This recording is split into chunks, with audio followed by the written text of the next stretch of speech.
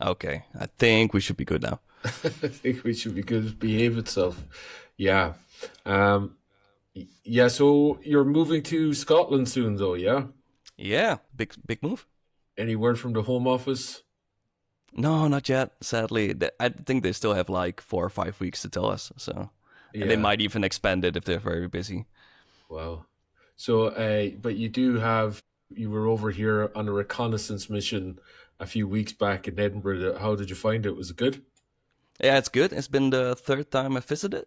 Yeah, Yeah. we're so in love with the city, man. It's so good. Very versatile, very cultural, very beautiful city, as in the architecture and stuff. Yeah, we Yeah. just can't wait. We just want to be there before the summer starts, and it will be amazing. So we're aiming for March. Oh, March. Yeah, yeah. Nicely coming into the spring summer where Yeah, Edinburgh starts to shine. And yeah, Edinburgh's a fantastic city, man. I don't know, you kind of visit so many times, maybe slightly the novelty wears off, but there is I was just there like just a couple of weeks ago, and yeah, it still strikes me. I just love the mix of the old and new, and absolutely. the old town, and yeah, you just kind of take a walk around the corner, and it's just like it.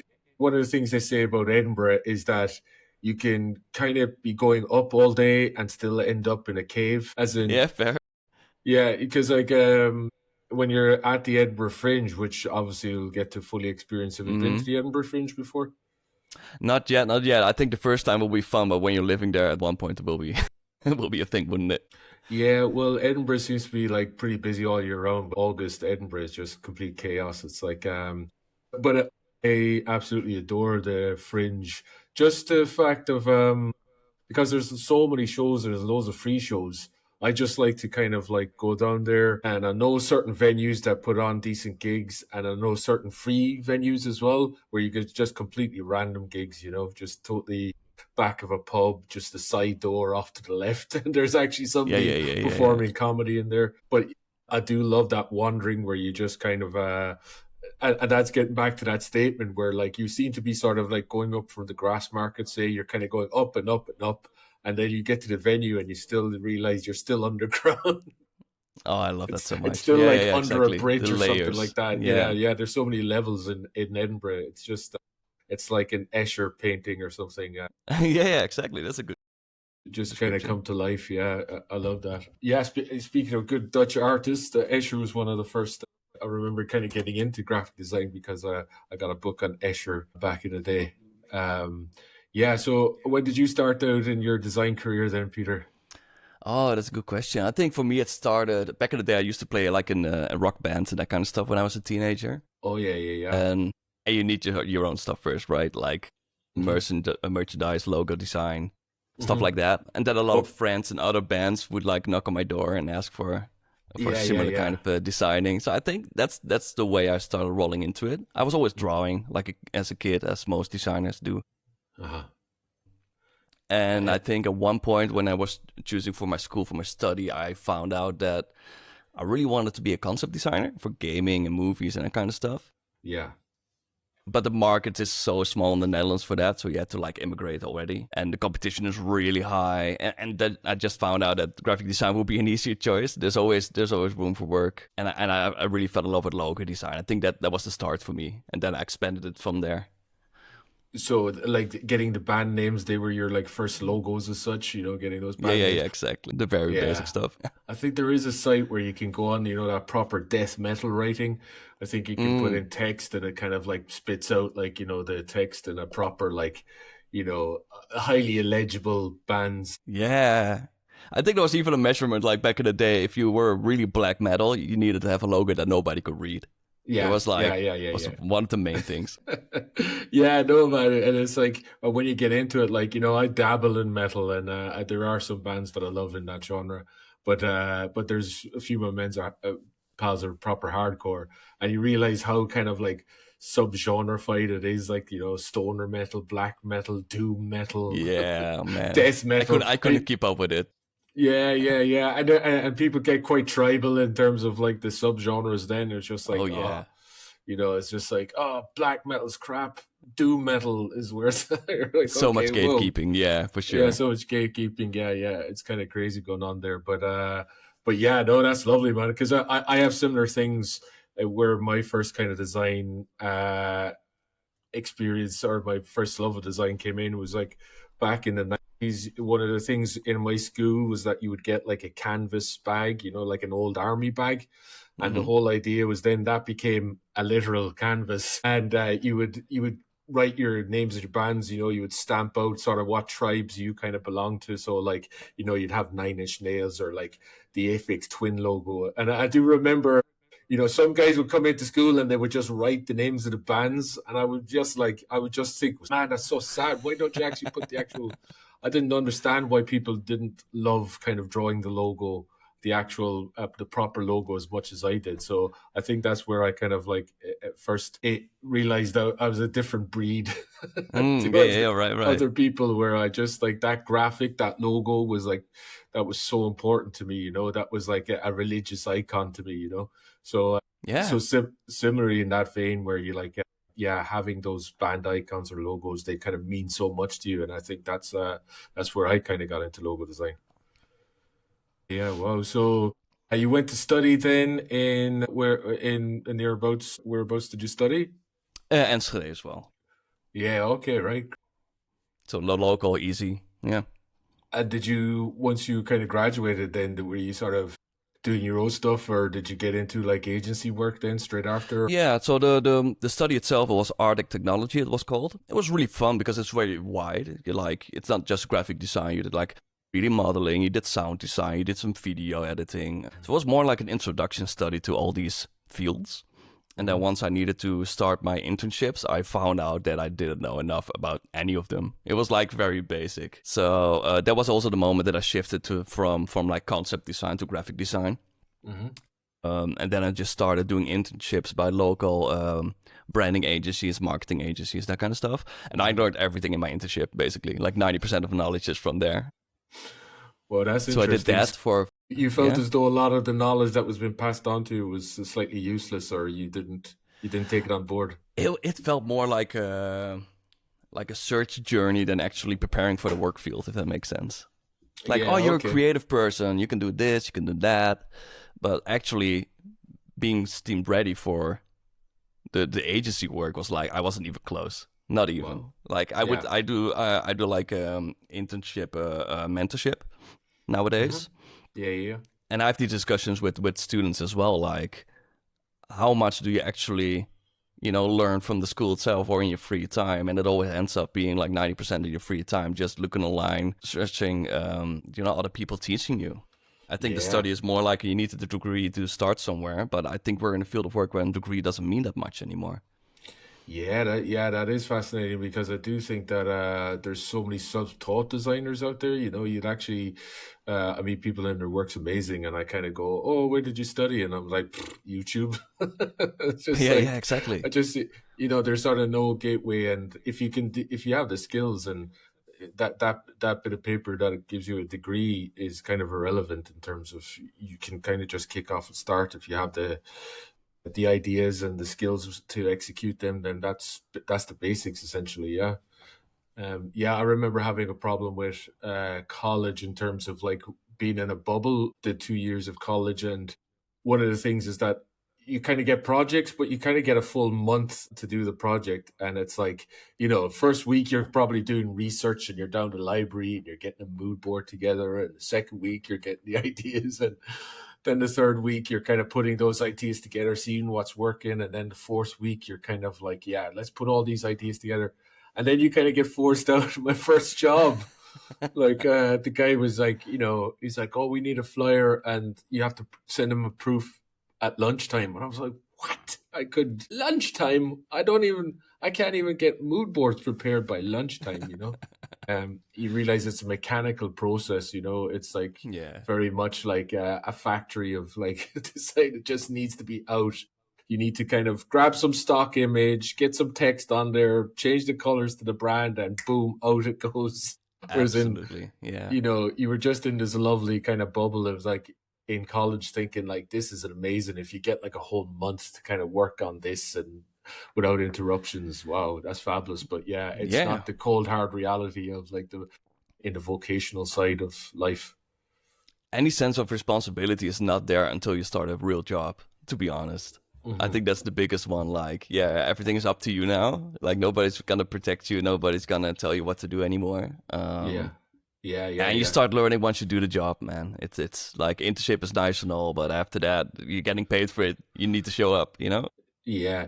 That's I suppose that is the there's no way to kind of learn except to do essentially, and to like make all the mistakes that everybody goes through. I think jobs are pretty good in the first aspect or the first instant. I remember going to see a guy, Ken Garland, who's this famous British designer, and I think he was like saying, it was like, I was kind of audience of young students, and he was like, try and make your mistakes at somebody else's expense. That was his thing. It's just like, jobs are kind of handy for that. If you go into a job, then at least when you're making the mistakes, it's somebody else that's paying for. And I was like, okay, yeah, that's cool. But then when you actually kind of go out into it, it's just like, the trials and tribulations of working with clients and, trying to figure out briefs. Like that stuff can't actually be taught in the college. You just have to kind of get in exactly. and find your own kind of, find your own vibe with that, Yeah, for sure. That's also what I see with my interns a lot. It's like, the biggest hurdle for them is team communication, client communication, sketching up concepts. They always want to be perfect straight away. Like, just see some ideas first, and we'll choose the right one, and you can continue on. And they're really, I don't know, there's some kind of shame there where people don't want to reach out for help, even though it's an internship. Yeah, I don't know if that's a shift for nowadays or not. Yeah. I suppose, it's, but I suppose that just comes from just trying to impress people and having been a bit of afraid almost to kind of like, not to feel as though they like need help or want help, But yeah, that confidence comes with just getting out there and doing it, as you said, So at the moment you're launching Brandsmith. I've seen your amazing website. It's like, it's absolutely fabulous, man. So I wanted to talk really about like, the amazing website that you got. I'll maybe pull up the website because sure. you built it in Framer. And the other aspect is I really love how one of the things that struck me is the fact that you have a membership scheme. It's a different way. It's the first time I remember seeing something like that. Let me just actually share the Brandsmith.com? No, Brandsmith. No, that's Studio. That's Studio, that's it, yeah. Yes, that's the one. Okay. So first off, do you want to talk to me about the actual build of the website then? Yeah, for sure. I don't know if you're familiar with Framer in general. No, not massively. I mean, I've played around with it, but and I do know it's kind of one of the go-to digital tools out there. And also, like, people are talking about it in terms of just motion design as well. You can do some really lovely bits of motion on there. And So basically, like, Framer for me was such an easy step when I found out it exists, because it's basically a copy of Figma. Figma is like the go-to tool these days for all the UX, UI design, like website design, app design, that kind of stuff. And it's basically like 90% the same interface. So finding out that you can just make something in the canvas and it already works as a website was mind-blowing to me, because I've like worked for over a decade with developers, and there's always like that constraint of what are they able to build? Do they understand my vision with the design, that kind of stuff? So then I found out this company exists in the Netherlands, and it became huge in no time. Like in the last 2 years, they've done so many updates. I've never seen this before in a software company. Yeah. That gave me a lot of hope, because I've been looking at things like Webflow, which is basically the same thing, but it's been around longer in that capacity. And it just seemed very daunting. And once I opened Frame, I was like, oh, this makes sense. Let's just play around. There were so many tutorials available as well, not only from them, but from like YouTubers and stuff like that. So I just started playing. I offered it for clients because one of the clients reached out to me and asked me if I was like building into Framer. And I was like, well, I just dived into it. If you give me the freedom to learn while doing it, then yeah, let's do it. Let's find out. And we realized it's so much faster than I thought it would be.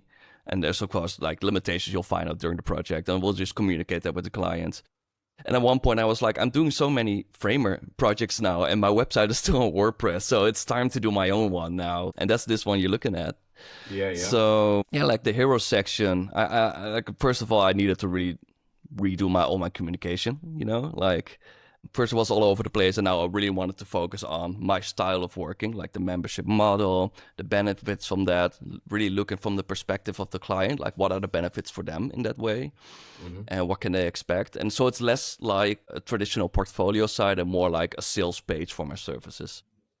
Yeah, I get that. It's and that's what I loved about it, because I've kind of, it was a few years ago that I kind of started to think about that, because a lot of my websites was just, you were just hit with pretty images and a phone number or an email. And it was like, here's the pretty images, call me. And it was like, yeah, exactly. I'm starting to think a more about like the client journey and what does the client want to see, and what are the things that they need, and things like those recommendations, those things like performance indicators, putting stats up about like how many people subscribe to a certain kind of thing that you did, or those things are actually what the client is really wanting. They love nice images, or the pretty images are sort of almost a given, but they want to see how the return on investment if they kind of give you kind of some money.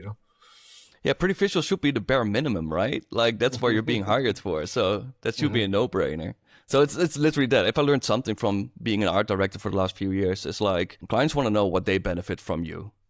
Even if you're talking about visuals, like you make those choices with their goals in mind and their perspectives. And that's a big shift that happens for me in the last 10 years. Like, okay, I'm going from making nice looking stuff to actually meaningful stuff for their business. And that's what I've tried to communicate in this one as well. It's like, it's fine in all the visuals, but let's talk about what you actually want. You want quick concepts, you want quick drafts first. The whole thing in my business model is that I try to work quickly. I will still get to the same level of quality in the end, but I prefer showing them something really quick in like 2 days that we can have an opinion on and move forward, then taking 2 weeks to make sure that the first version is perfect, if that makes sense. So there's a lot of assumption going on in designing there. And I found out in the agency world that's very much appreciated, and I really wanted to translate that into like a freelance model. And I didn't come up with this model myself. It got popularized by, I think Design Pickle was the first one. And basically it was like low budget. You could just request any kind of design. They would have some designers on the platform doing it for them. It's like Fiverr kind of level of quality, if you know what I mean. And then it got popularized more by agencies like Design Joy, which basically made it so that this model can also happen for high quality design. Yeah. And then it became very interesting to me. I've done like freelance work in the past, and what I really hated about it was all the administration that comes with it and all the communication that comes with it. And this is so streamlined that I felt confident enough to give it a try again. I'm so happy that I did in this model. So to let people know, so people join up and you pay a subscription fee essentially, which the pricing is down here. I'm just kind of skipping through the site because that's fine. That's fine.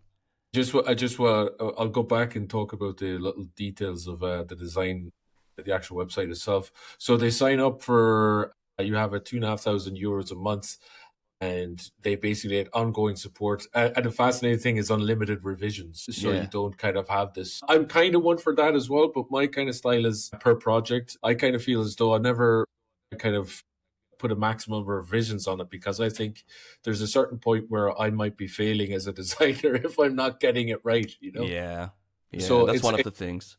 It seems wrong to be punishing the client to kind of like, if I missed a brief or if I was way off or I didn't read the brief properly and I kind of give them something that was like, that wasn't there, and then I'm suddenly charging them extra to kind of change it because I've missed the point kind of completely, but you're kind of doing it in this, and I kind of get it from both perspectives. You make a good case that in the FAQs about that you could be paying £100,000 for like, top level design. So it's this way of kind of getting an outsourced design department at a cheaper rate, but still the same sort of level of like responsiveness. So you will kind of respond, as you say, within the couple of days. You'll kind of you'll have the unlimited revisions as though you're like an employee. So I get the idea from the clients. Then also I think it's good for you because once you actually have a few people signed up, you kind of like one of the things about freelancers that the varying nature of your income, So I do. It's quite nice that Exactly. if you had like, 3 or 4 or 5 kind of people signed up to this program, and you're pulling in quite a really nice wage every month, and I kind of get then you can kind of relax about the unlimited revisions. You just kind of do you just give these people a VIP service as you kind of go along. So instead of having like because I see that way where I operate, and I probably have like 20 regular clients, and maybe like 5 or 6 of them are kind of like they make up about 50-60% of my income, as in like the ones that are in the VIP lane. But it is very sort of seasonal, and it kind of comes and goes, and it does tie me up for I get there every year in terms of like pulling in an amount that I feel comfortable with. But I can kind of get from your point of view where you just basically have just a handful of clients, but they all get like a VIP service. Is that how it kind of works from your end? Yeah, I want to add something to it as well, because like Okay. when a lot of people see this model, they assume it's some kind of like retainer model. So when I say like, hey, you have a month, I can get a certain amount of work done for you, and then revisions make sense to have a limit on it, because you have deliverables that you agreed on for a retainer. This is basically, you don't communicate what the deliverables are beforehand because you just don't know. It really depends on how quickly can we get to that solution. If we come that quickly, I'm willing to do more because you already made a reservation for my time in that month. So the benefit of that, it doesn't really matter if I'm working on a revision or the next project, if that makes sense. It doesn't cost me more or less time because I already booked the time for that client because they pay their subscription. So there's like a limit on it as well. So I have like set time blocks on the days that I work for the specific clients. And if I can do like 2 requests in that time, it will be quicker. If it takes me or 2 or 3 sessions before I can finish it, let's say like a landing page, for example, takes a little bit more time, I just give them updates. So revisions don't really hurt me. And clients really like the idea of like, okay, there are no surprise costs of extra revisions because I couldn't communicate what I really wanted, or the designer couldn't really get what I wanted with my briefing. And that's a really safe zone and a win-win situation for both sides. You really nailed on that one. Mm-hmm. So yeah, what was the specific question about the VIP treatments that you said? Yeah, no, I'm just trying to say, look, is that where it is from the back end, where it's like instead of, or your goal is to, instead of having like, as I do here, as I said, I have during the year, I could have 20 plus kind of clients, and, I probably do have like 5 or 6 VIP ones, but, Mm-hmm. I price from project to project. Whereas in, I think the value from your end is that it's almost kind of, you kind of get to, if you have 2 or 3 people on this, you kind of go, okay, well, the bills are paid and I kind of will get X amount in per Yep. month. So you can almost kind of relax. And I think you noted on the lack of admin side there as well, because when people are signed up, it does mean that you're not sort of like clocking in and out of times. You're not sort of like per project kind of like looking at trying to add up all those costs to make sure you're actually Yeah. profitable. Yeah. It just means Yeah, that, exactly. right, you have me, here's the dates, and here's this, at the first of every month, you're going to get this total amount kind of coming out. So that win-win Yeah. side. The biggest benefit is the cash flow, for sure. Like knowing what's coming in and going out. And because of that, you can make those reservations of time. So I don't have to like have the discussion of what is it worth for them. I'm just valuing my time. And if I'm booked full and they value the work that comes out of it, I can look at the pricing again. So let's say Yeah. I have a limit of 4 clients now on a subscription, and that's purely to make it manageable because this is still quite new for me. I still need to figure out how the workload works. So now I give an update to clients every 2 days, every 48 hours, I say. So that means that if I have 4 clients, I can do 2 a day. So 1 in the morning, 1 in the afternoon. So I have time blocks of, let's say, 4 hours. I not use the full 4 hours most of the time. It really depends on the kind of projects that they have set up. But let's say I'm done in 2 hours and the next one is also 2 or 3 hours. I still have hours left that day. I could use that for my own promotion. I could use that for fixed pricing. I still do fixed pricing projects on the side because this is a model that's really hard to sell to clients because they don't know yet how it works. It's very unconventional. So what happens now is that people come to me, they ask me for one project what the fixed price would be. And then I do the standard calculations of like, okay, there will be a couple of revisions in there. There's going to be some project management needed. It at least takes me this amount of time to make it. So you round up to a nice price. And then I always communicate like, hey, normally I work on a subscription base, but let's just start doing it fixed price. I have to include these extra costs that I have to keep in mind. So subscription based tend to be cheaper in the long run if you want to work together for a longer period. But this is the price if it would be separate. This way, they know what they're choosing for, what the benefits and downsides are. And what often happens if we do a couple of those fixed projects in a short amount of time, they figure out they still need like 6 more projects. And it makes more sense for them to go to the subscription base. And then the trust is already settled. Mm-hmm. And I think that is one of the most important parts of this model to work, because you're doing this like this trusty partnership because you don't really agree on the deliverables. So that's like... So that's the hard thing to sell. It's a difference from a retainer in that respect. For sure. Where you might have deliverables, but these guys are just booked in for slots of your time, and whatever you do in that time is kind of up to them, essentially, you know. Yeah, and you try to take away all the doubt you can, like stuff like, I say the first week we could try it out. If you don't like it, you get the remaining weeks back, so 75% of the first month. Stuff like, I wanted to name something else, I forgot. It doesn't matter. I just go through, but and what I love is that you kind of have the full agency skills, you know, from like websites to branding to motion as well. So it does feel, that's, I think, the good sell for you. And I was talking to a guy who's like a generalist on the previous podcast. We were trying to mark out what's the pros and cons between like selling your services as a generalist versus a niche. And I think you're a good example of somebody who, being a generalist, that you can offer this full kind of agency experience, no matter what sort of brand, a part of their brand or communications, you know, you can do it all essentially. So it's a one-stop shop. So, and because you're kind of dealing from the brand to the website, you know, there's no sort of handover to a web developer where things can kind of get confusing, and, you know, there's a bit of dialogue there. So it's, I do think as a generalist, I think you're a really good example of how to sell yourself as a, thank you. That plus side of having all those skills. Yeah, I have to agree that like both are really good tactics, like niching down to one specialization or being a generalist. It's really what you just said. It's about how do you profile yourself, because the benefits are obviously doing stuff yourself. There's no handovers, you have quality control, but you also have to be kept up with like the trends and the evolution of every of those fields to be relevant. So that's the downside, and niching down, people know exactly what they expect of you, and they know exactly what kind of projects they would need you for. The downside is obviously is that you're only needed for that part of it. So I don't know. This fits me more. I'm very easily bored. I tend to get into like a low key burnout if I have to do the same kind of work for a long time. I've worked for like a website agency for 2 years, and I was only doing wireframing and some web design for like 3 different clients in the whole year. Wow. And that really killed me.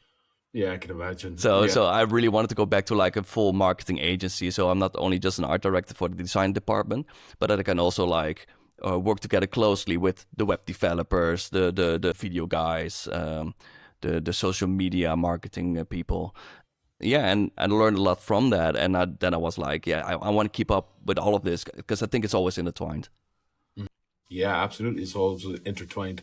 And to discuss about the aspects of the site then. So I like your little representation of you at your Brandsmith anvil here. So is this all done in Framer, this motion, or is it like a 3D No, thing this is actually a tool called Spline 3D. Okay. And I think it's spline.design for the website if people are interested. Right, okay. So basically you can model everything inside of it. You can even import models that already exist. You can give them materials. You can give them little interactions. So in this case, I gave the interaction of look at the cursor, and then you can give it like a sensitivity, so the head has a higher sensitivity than the rest of the scene. So the whole scene slightly moves with the cursor, but the head really follows it. And that's all built into that tool. So if you're a little bit familiar with modeling with 3D, this is like super user-friendly. Amazing. I barely have any background in 3D, and this was like very easy for me to set up. It was really fun to build. It's something separate. And then what was that? I'm taking a note of this. I want to play around with it. What was it? What was the 3D modeling? Oh, sorry, Spline. Spline.design is the website, I think. Spline. Cool. And and it's just an embed after that, because Framer, you can just embed any source you want. Yeah. Which just records the global mouse movement in general, so. Yeah, this is the... Has it switched to Spline? Or what are we on? We're still on the website. Yeah. No, it's... There's so much stuff built in, because if you have a subscription on Spline, it even offers you like all the materials you want. You can create your own materials if you're familiar with it. But it's a little bit more complex than normal design, because you have to think about lighting and reflectionness and little textures and that kind of stuff. So it's cool. It's a really easy tool. For free. Yeah. Nice, man. It's great, because I love your wee dude at the top of the website. It's such a... Thank you. Such a nice, characterful start to the website, It's just nice and simple. The idea was simpler than actually building it, I have to be honest. It took me way more time than I eventually wanted to. Yeah. Just, so we speak... these are really nice pop-outs as well, man. Thank you. So is that sort of done in Spline and imported in again? No, that's all done in Framer. So Framer, you just build different okay. states. You can smart animate between them. So you just, you expand them a little bit, give them different positions. It's almost like time frame kind of animation that you use to in After Effects, but you just have to think in states instead of keyframes. Then you can just smart animate and then decide how the easing goes between the key points and states, and if it bounces or not, stuff like that. It's all built in. Framer is really good for that little like UX animations. Yeah, amazing, man. And the full branding, the websites, as you said, animations. So are you an After Effects guy as well then? Or for sure. Yeah. Yeah. I've always had a huge love for After Effects. Back in the days, I was really into Flash animations when it was still relevant. And I remember Flash, when I started like my actual career, Flash obviously got killed off by Apple. So I was really sad about it, because I was like building games and websites into it. Like my band website would be in Flash, and all the interactions were possible, and it's so cool. But the style of animating, it really reminded me of it when I started going into After Effects. And there's so many resources for After Effects and so many good plugins as well. And I got really familiar with it, and it really helped me out for presenting, especially logo design for some reason. Like if I had a client work and you do the reveal, you do it with like a good After Effects animation, it really adds so much to it. So I saw it as an upgrade to the package. Yeah. I think it's a bit of a necessity these days in terms of having that extra bit of motion to a graphic. So you would actually, because I always kind of keep it at the end. I try and get the graphic just as tight as possible. But you would sometimes in your proofing stage or the conceptual stage just actually animate it so that it could actually sell it a little bit more. Yeah, I would say like first I have the brand concept, and after we agree on that, I start working on the visual identity. And I think this is definitely a big part of the visual identity in general. So if I sketch something out as like proof of concept for the logo and do some mock-ups, I think a logo reveal is one of the easiest thing you can do to add like the motion language to it. Because that's basically a whole separate layer of your branding. Especially when you're doing a lot of social media and that kind of stuff. Like you really have to show them what it feels like if everything moves. Is it bouncy? Is it very, very slick? Is it, there's so much emotion you can add with motion. Yeah, absolutely, man. So and that's really cool to already put it in there, because I think it strengthens the actual visual identity as a whole. So I would not skip it in phases. Yeah. So, and I really love this this FAQ kind of part where, unlike others, you kind of click it and it comes up on a mobile, and it's like the questions come back at you. So, is that another little Framer animation thing going on there? Yeah, this is just in Framer. Yeah, this took me way too much time. I'm going to be very honest here, but it's so cool that you can write. Yeah. Like I saw it as a project. Like, oh, this is the perfect thing for me to learn Framer better. Like if I can Yeah. pull this off, it's not only nice for my own website, but I actually understand it way better with the different states and the different phases and how you hide and reappear stuff. I even Yeah. added little details like when you just push the message, it says like send and then it changes into read and it says the current time of your system. Like those little things, they were all Wow. little features that were built into Framer. I was like, I want to pull everything out of it that's in there. Wow. So yeah, it Yeah, was I really didn't even fun. notice that. It's pulling up the exact time that it is here in the UK. Wow. Yeah, amazing, man. And even just your like even in that geeky kind of logo direction style, the logo itself is fabulous, man. It Thank works you. Thank you so much. all over the place. And yeah, speaking of geeky logo critiques, we first met on designers community, designers with Yeah, 3 Rs. So I had James on the other day. We were discussing about how the awesome. kind of first 6 months have gone. How are you finding it? Are you enjoying it, the space? I think it's super lovely, super lovely. It's the first one that I really joined that's purely focused on international designers. Yeah. And what I like about it is not very gatekeepy. I was worried that it was like or super professional or only junior designers. When you Hmm. come in, it's like it's literally every level. Like people you look up to are in there. People who just started shifting to this career are in there. And everybody's equal there. Everybody's trying to help each other. Yeah, it's Yeah. super lovely, super lovely. And what I love as well is that it's not like region based. So it's not like, for example, only the UK or only in Australia, which adds a lot of time zone difficulties, of course. But Yeah. yeah, Yeah. Yeah. very useful. I got a lot of things I learned through it. To be honest. Yeah, I think it's as I was discussing with James, I think this move towards kind of smaller communities that are away from social media, I'm starting to find them far more valuable and far more Yes. useful spaces for putting my time and effort in because like the maybe back in about 10 years ago social media was a good place to kind of hook up with other creatives and see where they're going on and even kind of get past work that kind of way, but that's just like all of that's just kind of lost in the kind of mental circus that social media is becoming, getting more and more challenging. So these communities, these where you actually kind of log on and it's more focused on design, I'm finding them really, really useful. And just that way of like one of the logo review section or the design review section is really handy as well. Just because I'm working by myself and I sometimes second guess myself. So as I was saying Yes. to James, it's just really good that like you can just fire up like a screenshot of your Illustrator kind of board and kind of like here's a few options, Yeah. pick Yeah. one, and it's you get really great feedback. And as you said, I really like the fact that it's all levels. People who are like just starting out, and then you kind of get like a guy like Alan Peters will just drop in or something like that. You're Yeah. like, Yeah. okay, Exactly. well, Yeah. so somebody that's up there will drop in. So yeah, I'm really enjoying it, and yeah, I've been recommending people kind of get signed up because Oh, I same. think Yeah. yeah, yeah. So the community could there's room for growth in that community still, but it's just at a really nice level now. There's a really good. I love that Uh, once you put something in, you know you're helping both sides. Like I'm mm, getting something out of it from a senior designer that I look up to, but everybody reading it will learn from it as well. So yeah, it's like mentorship and being the student at the same time. I think that's the strongest side of it. I was also it's- very afraid to go into freelance after being in the agency life for like almost 15 years. Is right. that Okay. I don't have people around me anymore when I go full Mm, freelance to have that like 4 eye principle. You know what I mean? Like yeah, two yeah, sets of yeah. eyes looking at your work and having an opinion about it at least, and just having people around you to talk to. I think social media is definitely not the spot to have a human connection with people. Like you said, it's more about Yeah. keeping up what's happening in the world, but actually making connections, building a network of like-minded people. It's Mhm. not possible on social media anymore.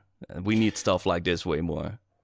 Yeah, absolutely. And building up sort of trusted designers as well, because there will be occasions where you want to work, collaborate with people, or even hand off. Sometimes there's work that comes my way where I'm like, actually, this is more suited to somebody with like talking about maybe more niche or like with a bit more junior experience.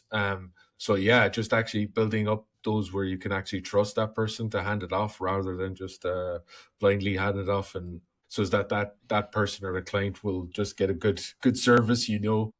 Exactly. from the people that you've kind of spent time trusting them. But anyway, here's the bingo wheel. Right, I'll roll it once, Peter, Okay. because I got a bit of feedback off James, and he was totally right, especially when I went back to edit the clips. It's loud. The turning of the bingo wheel is kind of drowning out any sort of chat or talk, you know. So Yeah, it's so loud. exactly. So I've pre-rolled your balls, for want of a better Don't put that expression. sentence out of context. Yeah. I've got your balls pre-rolled here, so I'm just gonna draw them from my hand, and I'm gonna the bingo wheel of wisdom has kind of shown up. So these are quick fire questions just to chuck out at you. So let me see, number 19. What's your not 19? What's your superpower of choice? My superpower of choice, Yeah. I would say After Effects in this case. We just talked about it, and it added so much convincing on the client side. And as well as for the website, as you could tell, like it adds a little bit more of experience and a little bit more of just the vibe overall. It really helps. That's my superpower. Right. Okay. I was kind of like, I think I was meaning more that you could choose anything like flying or invisibility. Like literally superpower. Okay. Yeah. Well, I would say healing. Healing. Yeah. Okay. Healing. Wow. That's a good one. That's a deep one, isn't it? Yeah. Exactly. No, I think there's so much healing that needs in the world. So if anyone could take it up, I think you should have to. I think there's no way you can. Full Jesus with a gown and kind of just you got the beard anyway. You kind of have. I'm going for it. I'm going Gandalf over here. Gandalf, yeah, just laying your hands on the sick and the ill. But yeah, no, that's quite a lovely answer actually. 33. Do you have any tattoos? I'm presuming that you do. No. You're an ex-metaler. No, I know a lot of people think I do, but I've none. I'm too much of a perfectionist. I'm so worried that in 10 years I'll be like, that design sucks, you know? Yeah. So I never got to it. I'm really interested though. I really still want a big sleeve, but I still don't know what's need to be on it. Yeah, I think it's one of those. I'll maybe just get one, which is maybe like just a small thing to actually say that I've got a tattoo, or go through the experience of having a tattoo, maybe. But sometimes you just need to have something messy to just keep going, you know. Yeah, but I've never kind of got into tattoos. It was like that thing of just like I can't commit to this one like thing that will that I'll look up every day of my life and kind of go, yeah, I'm 100% happy with that every day. And I also know that people that did it never look back to it that way, but still I have that fear. Yeah. Fear of commitment. So number 30, do you do one task at a time or do you flit around like an agitated wasp? Naturally, I definitely do the second. Like at agency work, I would flip between projects within the same hour because my attention span is so extremely short. I have to say now with my new agency model, like I said, I block out times for the clients. It does help. It does. Forces me to just work on that project because I need to have that project done by the end of that block. And for me, two things work really well. It's like being able to switch in between so my attention span stays very high, or having so much pressure on the time that I force the attention on that one specific thing that I need to do. So that works for my current model. So that's what I'm doing these days. Yeah, amazing, man. I was one of those students, you know, like if you had a test or whatever, like I would wait till the very last night. Or something that you need to make. Like I would have it done 5 a.m. in the morning before you have to give it to your teacher. Like that's the kind of stuff I did. So I definitely need to work on that even more. Yeah, no, absolutely. I'm the similar where I actually have to, as soon as a project comes in, I'm starting to talk about deadlines because I'm like they're like, oh, do it whenever. When you get that off a client, I'm like, no, let's not, because I fear that, you know, in terms of this kind of whenever thing it'll just kind of get lost at the pile of the chaos. So if I actually have something in my calendar that's like, okay, if it's this Friday, right, you need to get it done by this Friday. Exactly. Because I'll even try and whip the client into shape in terms of like, I don't care if it's actually just like not needed by Friday, but just tell me that it's needed by Friday. Otherwise, this is in jeopardy of just dragging on and on and on. 9, how many tabs do you have open right now? Oh wow, only 3 right now because I would be worried I had to share my screen.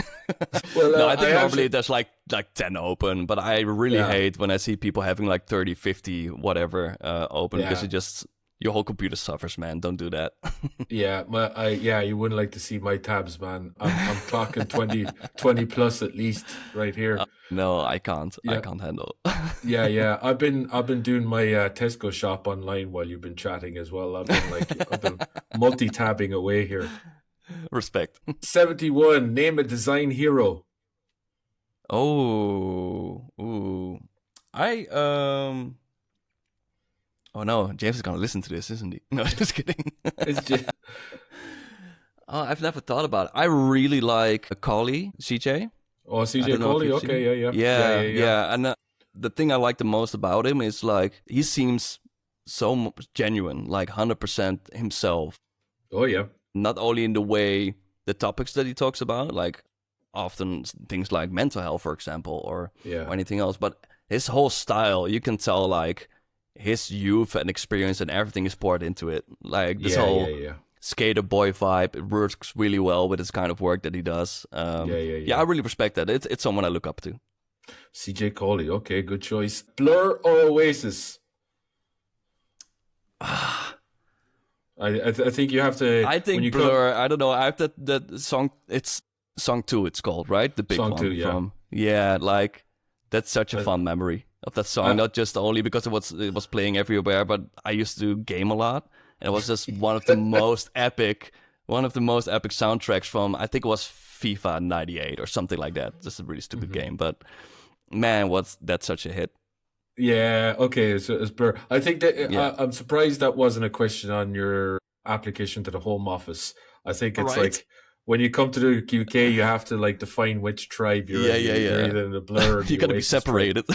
Yeah, exactly. Yeah. This like yeah, we just build a wall between Blur Exactly. fans. No, Um, you go to the Blur side. okay, another couple of questions and then we'll wrap up. Okay, 43, okay. minimalism or maximalism? Ooh, minimalism. Minimalism for sure. Yeah, I can't stand having stuff that I don't need or seeing stuff that I don't need. And the same goes in my design language. Like, Yeah. why is it here? If it doesn't have a purpose, please remove it. Okay. And one of the number 12 is how do you handle creative block? Ooh, Do you have a I method? tend to do chores because most of the time I'm just at home. So for me, it's like doing chores or going for a long stroll outside. Those are the Yeah. big resets for me. Back Yeah, in the I day, I think used to do like podcasting and watching series, but I then get so distracted by what I'm doing that I'm not even thinking about creativity at all. So that yeah. doesn't really work for me. Yeah, I find as well like not doing anything, just like escapism, because I think especially when you're sort of running your own business, I could be there in the evening, kind of constantly thinking about like the project for and that's so not healthy. Like one of Yeah, the yeah, things is that you can burn out doing things as you love as much as do burn out doing things you uh, don't love, and it's very important, I find, to actually just kind of force myself to kind of like watch a film or like just engage, like turn off the phone, put the phone away. It's just one screen. I'm going to hmm engage with this film, or do other things like that. As you said, like walks or like go to the gym or things like that, where like I just completely shut off and don't think about work because yeah, I find that the joy or the creativity can easily that stuff's kind of pretty finite, and you have to sort of let go of it and give it yeah. time to restore. Otherwise, yeah, you could just actually kill the golden goose a little bit. Your brain needs to get bored, right? That's the whole Yeah, point. I think it just needs to have nothing to do, and nothing then to it will do come. exactly. Yeah, Yeah. I kind of getting into meditation quite a bit, and there is a whole thing absolutely where do. Yeah. yeah, I find that's great. There's one of the things. There's really good meditations from this guy Ram Dass, but he has this like just be. It's like just like his whole thing about is just to exist and Yeah. just don't do anything else. Try and like not think about anything else. Just to kind of actually exist for like five You'll be ten surprised minutes. how hard that is. Yeah, for It's sure. so hard, and it's like it definitely needs a practice. But I But what I do when I get to that place where I'm just being, and that's it. I'm not going anywhere. It's not the future. It's not the past. I'm just being. I'm just in the moment, and I just completely shut off the brain. It's honestly like, it's just so healthy. I love that so much. Yeah. Because you're like, oh man, I needed that. I needed the, like in computer software terms, if your machine's running super slow, you just need to shut that sucker down and give it some time off, and your brain's very much the same, So did I send you over the heavy dessert menu? No. What's that? I thought I was very organized, and I would have sent you over the heavy dessert menu. So the heavy dessert menu is basically a list of industry topics that we were going to just discuss for the last section of the podcast. Yeah, sure. He said, scrambling to find the PDF. Let me see. Okay, found it. Heavy dessert menu. Reopen that up. If I leave enough of a silence, I think the AI will naturally edit this bit out. Share. So, very, very slick. Well prepared. No worries, man. No worries. Here. Okay, here's the PDF. The heavy dessert menu. Look at it go. Let's go. So you choose one from how to price your work, the AI elephant in the room, the red flags of a nightmare client, specialist versus generalist, self-promotion without the ick, avoiding burnout, your design and how to sell it, or the things they never tell you about in design courses. What's your favorite topic there? I think we already had a couple of them, didn't we? Like specialist versus generalist, so we don't need to talk about that anymore. For the burnout, we even talked about, so that's good. That's good. We kind of talked. We even talked about the things they never tell you about in design courses. Man, we've kind of done most of this menu anyway. We've done really well. I think I would still choose for 8. I think there's a topic that people really need to hear in the social media world now. Yeah, because we really tend to follow what other designers are doing. Like we see a successful designer, we're like, oh, we need to use the model they use, or we need to have the style that they use in their work, or the way they communicate, the way they present themselves. And none of that works if that isn't you. I think that's a really big thing. I think that's one of the reasons why I really liked, like I said before, CJ Colley. It's like, just do something that feels so natural to you and build on top of that. Find those superpowers, try to show that to the world, try to be unique enough, not forced, but just to make sure that people recognize for who you are and what to expect from you. Because if we're all making the same content, if we're all doing the same designs, it will not get you anywhere, and you'll be burned out within no time because you don't feel genuine. You don't feel like you're putting yourself out there. And something I struggle with. I see so many great designers, so many great work, and I keep shifting around the way I do stuff. And I should totally stop doing that. And that's what I'm trying to work on right now. But I think that's definitely something nobody talks about, ever. Yeah, that's a good point, and we touched on that already. But yeah, I think it is finding your own voice, your own authentic voice, and building on that, rather than taking all that learned stuff and trying to repeat and regurgitate it is very much a very valuable lesson for anybody starting out or like a design student. Yeah, I have a student placement kind of going on at the moment. So I'm working with a girl who's doing a visual communication course in Aberdeen. So I 1 hour a week, we go over and we chat over stuff and get her to do some projects and things like that. But I do remember getting her CV in, and it was just very, like, that was one of the first points I said to her, just like, I couldn't tell your personality from your CV, and you're meant to be like visual communication. It's like the amount of times where I kind of get stuff from like young graduates, and it's like, they've done amazing work, and like the actual, even the stuff that they've done in their portfolio is amazing, but like, who are you? Yeah. You should be skilled at kind of like branding yourself and like presenting your work with that sort of personality and with that vibe, and inputting a lot of stuff in there. So like it's amazing the amount of times I kind of get sent work from like even illustrators or whatever, and they kind of send you over the stuff, but it's like it has none of their kind of like on the way they presented it. It doesn't kind of represent how they kind of put themselves into other work. And it was like your authentic voice, who you are, what you do, let's see more of that in the way you present yourself, Let's be honest, I don't even know how to do that myself yet, still. Like, I'm currently really thinking about what my social media strategy would be. And the fact that I'm thinking about it as a strategy already feels very unnatural. But I have to Hmm. think about it in that way, obviously. And I think Hmm. a great way to compare this whole problem is like if you if you meet new people and you're trying to act like the person that everybody likes, and you'll have a friendship based on that, the friendship will never feel genuine, right? Like, and a lot Yeah, of yeah, yeah. clients choose their partners, their design partners, the same way as they choose their friends. Like, there's Yeah. this click, there's this trust. They like spending time with you. They like working on projects together. And I think we have to keep in mind that basically making a business network is like having a friends network. Hmm. Very similar, yeah, very similar.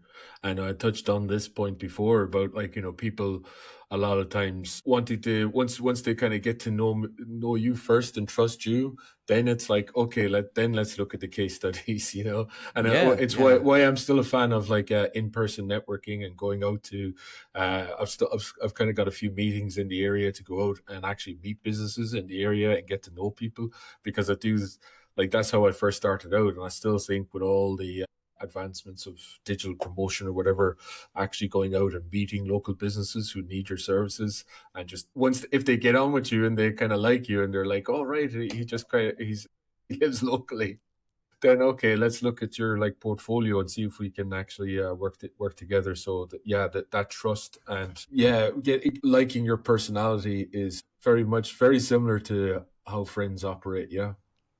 For sure. Yeah, I think you nailed it there.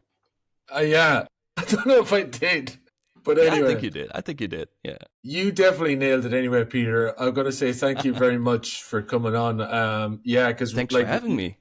no, it was you were one of the people, as I said, I wanted to chat to for a while because, as I said, when I saw you come on in the designers community, like I was knocked out by the actual work itself, but then I was fascinated by that Oh, thanks, sort man. of membership process and how you were sort of doing it, making it work different. So it was great to hear about that and dive into that. But yeah, Brandsmith Studio. If anybody wants to have a look at Peter's work and follow along on the usual socials, etc.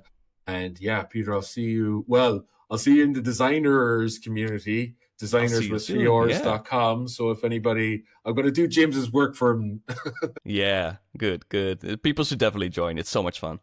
Yeah, and he has an amazing offer, which is if you sign up for 12 months, I think it's like $300 or something. I'm not too sure, but you will get like a full Adobe CC subscription for the year. So that's like obviously much less than what it is for that. So it makes sense if you're signing up for that anyway. But yeah, I'll hopefully see you in Edinburgh soon as well, man. Welcome to I the hope so, man. Scottish We're going creative for it. scene. And that's another reason I wanted to talk to you, is like I'll hopefully introduce you to be able to send this podcast on and let people know that like this guy is actually based in Edinburgh now. So like hopefully I can get you plugged into the Scottish creative scene and get to know folk, network with people over this side of the island. I really appreciate that. I'm looking forward to it, man. Yeah, thanks, mate. Okay, I'll